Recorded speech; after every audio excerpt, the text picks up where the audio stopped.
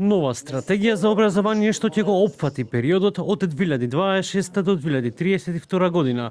Со неа треба да се подигне квалитетот на високото образование, да се овозможи поголема инклузивност, да се стави фокус на средното стручно образование, вели министерката за образование и наука Весна Јаневска. Додава дека стратегијата треба да помогне да се изгради образование кое што ќе ги поддржува младите и ќе ги зајакне институциите.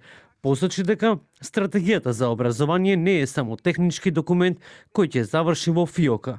Започнавме многу паралелни промени затоа што во минатото имавме застој, зашто доказ ни се PISA и останатите меѓународни тестирања, местото на Универзитетот на Шангајската листа, репортите од Европската унија и други документи.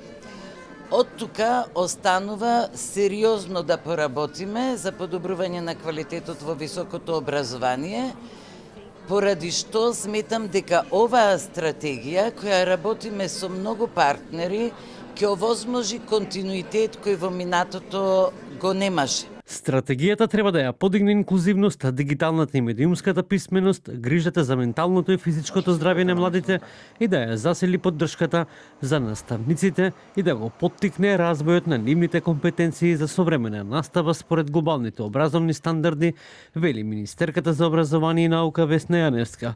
По усвојувањето следува потешкиот дел – имплементација и мерење на постигнувањата.